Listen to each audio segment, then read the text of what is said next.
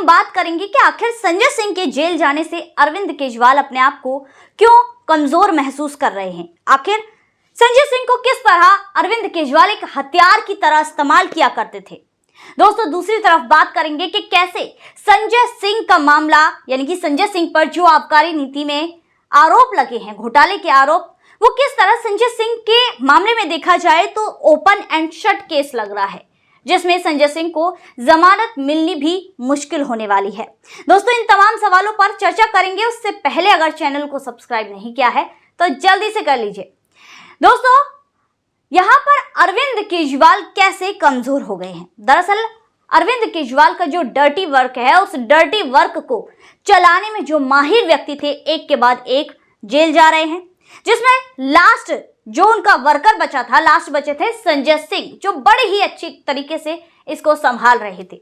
लेकिन अब तो वो भी तिहाड़ के मेंबर बन चुके हैं, तो यहाँ पर अरविंद केजरीवाल की परेशानियां बढ़ गई हैं।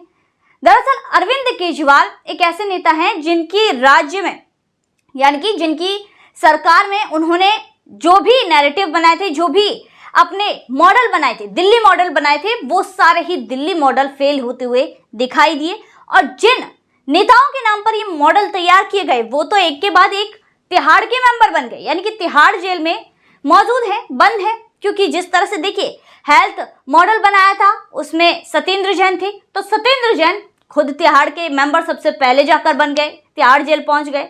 वहीं दूसरी तरफ एजुकेशन मॉडल, वो मनीष सिसोदिया, वो भी तिहाड़ जेल पहुंच गए।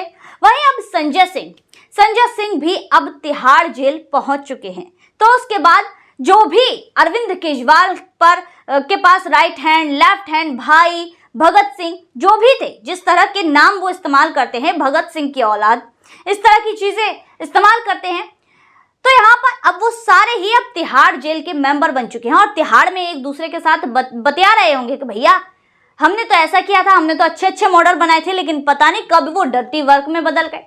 खैर दोस्तों, इसके अलावा अरविंद केजरीवाल की अगर राजनीति की बात करें तो अरविंद केजरीवाल एक ऐसे नेता हैं जो लाख भ्रष्टाचारों में घिरे हैं, क्योंकि उनके ऊपर, उनके नेता तो जेल में बंद है ही, लेकिन उनके ऊपर भी शीश महल घोटाला, डीटीसी घोटाला, इसके अलावा जल बोर्ड घोटाला, तमाम तरह के घोटालों के आरोप लग रहे हैं।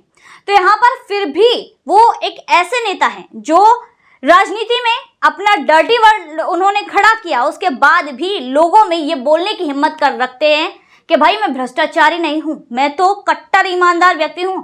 और लोगों से ये मनवा भी लेते हैं, दिल्ली की जनता को, पंजाब की जनता को उन्होंने मनवा भी दिया। तो ये भी हुनर किसी किसी में होता है दोस्तों, और ये हुनर अरविंद केजरीवाल में है। खैर दूसरी तरफ बीजेपी और कांग्रेस, जो कि नेशनल पार्टी है, उनकी बदहाली देखिए कि वो इतने सालों तक सत्ता में रही, इतने साल से बीजेपी सत्ता में है, कांग्रेस ने इतने सालों तक राज किया, लेकिन ये लोग अरविंद केजरीवाल, एक ऐसा नेता जो भ्रष्टाचारों के आरोपों में घिरा है, उसके खिलाफ कुछ भी परसेप्शन बना नहीं पा रहे हैं, उसमें भी ये काबिल नहीं है। यही दूसरी तरफ ये भी कहेंगे कि वो भी ये नहीं कर पा रहे हैं, और भ्रष्टाचार के आरोपों में जो नेता घिरा है उसके खिलाफ भी कुछ नहीं बोल पा रहे हैं। वहीं दूसरी तरफ मैं ये क्यों कह रही हूं कि संजय सिंह के खिलाफ जो ये आरोप लगे हैं वो एक ओपन एंड शट केस की तरह देखे जा सकते हैं। दरअसल संजय सिंह पर जो भी आरोप लगे पैसे लेने के, तो उसमें जिन भी लोगों ने गवाही दी, संजय सिंह ने जिस तरह से रिश्वत के पैसे लिए, कहाँ लिए, किस समय पर लिए, किसने वो पैसे संजय सिंह तक पहुंचाए, ये सारी ही चीजें सबूतों के तौर पर मिल चुकी हैं और लोगों ने गवाही भी दे दी है। और फोन के सीडीआर वो भी यहाँ पर जो भी लोग एक साथ मौजूद थे उनके भी ईडी के पास मौजूद हैं। तो संजय सिंह तो लंबा नपे हैं, और संजय सिंह को जमानत मिलनी भी मुश्किल होने वाली है, जिसकी वजह से अरविंद केजरीवाल अपने आप को कमजोर महसूस कर रहे हैं। क्योंकि अरविंद केजरीवाल का संजय सिंह वो हथियार थे जिसमें जिसको भी गाली दिलवानी हो, संजय सिंह को आकर कर दो। नरेंद्र मोदी जी को गाली दिलवानी है, अमित शाह जी को गाली दिलवानी है, या फिर किसी को भी गाली दिलवानी है, बीजेपी के नेता हो या फिर अदालत हो, किसी को भी अगर गाली दिलवानी हो तो यहाँ पर संजय सिंह आगे होते थे। बड़बोलापन संजय सिंह का, एक तरह से कह सकते हैं कि संजय सिंह का बड़बोलापन भी संजय सिंह को तिहाड़ तक पहुंचाने में सहायक रहा है। क्योंकि हमने देखा था कि संजय सिंह ने ईडी की छापेमारी से पहले ही अपने घर के बाहर पोस्टर लगवा दिए थे कि फक्कड़ हाउस में आप सभी का स्वागत है, ईडी वालों आओ मुझे गिरफ्तार करो, तुम्हारा स्वागत है। इस तरह के पोस्टर लगवा लिए थे। तो अब लो, ईडी ने तो संजय सिंह को गिरफ्तार भी कर लिया और संजय सिंह तिहाड़ जेल भी पहुंच चुके हैं। और अब संजय सिंह तिहाड़ से बाहर आ जाएं, ये लगभग नामुमकिन ही लग रहा है, क्योंकि जिस तरह के यहाँ पर ये सारे दस्तावेज मिले हैं, लोगों ने गवाही दी है, उसके बाद तो संजय सिंह लंबा नपेंगे। और संजय सिंह की एक और आदत है भाषण देने की।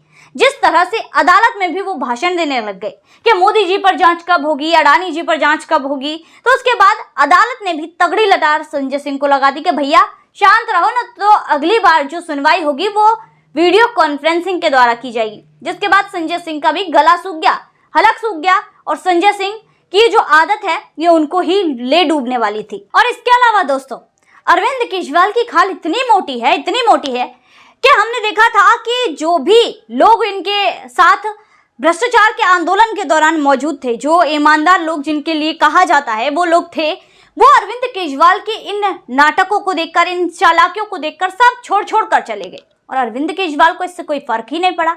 ना तो किसी नेता को इन्होंने मनाया, ना ही किसी से कहा कि आप वापस आ जाओ, हमारी छवि पर क्या फर्क पड़ेगा। अरविंद केजरीवाल को उससे कोई फर्क नहीं पड़ा। और जो भी ऐसे बचे थे जो नहीं गए थे, उनको अरविंद केजरीवाल ने धक्के मार कर बाहर निकाल दिया। जिसके बाद दोस्तों हमने देखा है कि अब यहाँ पर अरविंद केजरीवाल किस तरह परसेप्शन गढ़ने में कामयाब हुए हैं, और दूसरी तरफ बीजेपी और कांग्रेस इसमें कामयाब ही नहीं हुई।